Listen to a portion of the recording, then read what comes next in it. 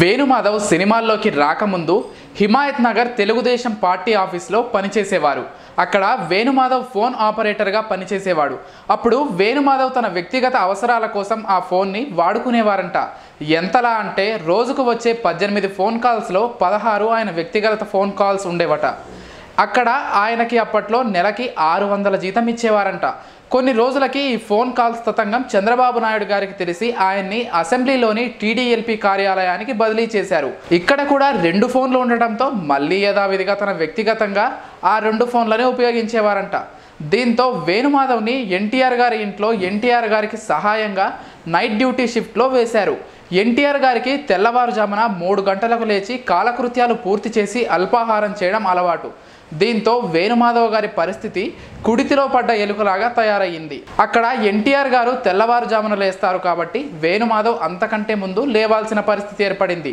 ఇలా ఒకరోజు ఉదయం 7 గంటలకి ప్రెస్ మీట్ పెట్టమని వేణుమాధవ్కి ఎన్టీఆర్ గారు చెప్పారు. అప్పట్లో మొబైల్ ఫోన్లు ఉండేవి కాదు కాబట్టి ప్రతి మీడియా ఇంకా ప్రెస్ ఆఫీస్కి ఫోన్ చేసి సమాచారం ఇచ్చేవాళ్ళు.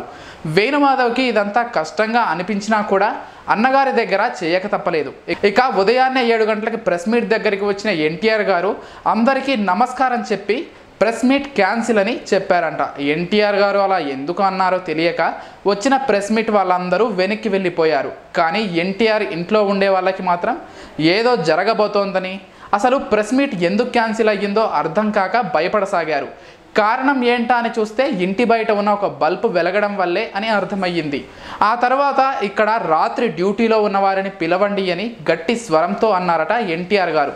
దాంతో వేణుమాధవ్ పరిగెత్తుకుంటూ అన్నగారి ముందు ప్రత్యక్షమయ్యాడంట. అప్పుడు ఎన్టీఆర్ గారు ఆ బల్బు ఎందుకు వెలుగుతుంది అని ప్రశ్నిస్తే అన్నగారు రాత్రి 2 గంటలకు లేవడం వల్ల అది ఆన్ చేశా, మళ్ళీ ఆపడం మర్చిపోయా అని సమాధానం ఇచ్చారంట.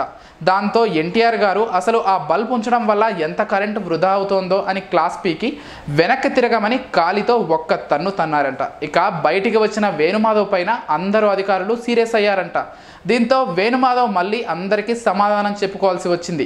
కాసేపటికి ఒక వ్యక్తి పరిగెత్తుకుంటూ బయటకు వచ్చి వేణు నిన్ను పెద్ద ఆయన పిలుస్తున్నాడని చెప్పాడు. దీంతో వేణుమాధవ్కి మళ్ళీ కంగారు మొదలైంది. తర్వాత వేణు ఇది చాలా, ఇంకేమైనా తింటారా అని అడిగాడట.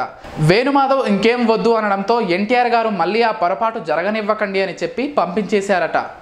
అయితే ఆ సంఘటన తర్వాత వేణుమాధవ్ జీవితంలో అన్ని మంచి పరిణామాలే చోటు చేసుకున్నాయని వేణుమాధవ్ స్వయంగా ఒక ప్రముఖ ఛానల్లో ఆలీతో జరిగిన ఇంటర్వ్యూలో చెప్పడం విశేషం. మేము చేసే వీడియోస్ మీ మొబైల్ కి నోటిఫికేషన్ గా రావాలంటే మా ఛానల్ ని సబ్స్క్రైబ్ చేసుకుని పక్కనే ఉన్న బెల్ ఐకాన్ ని యాక్టివేట్ చేసుకోండి.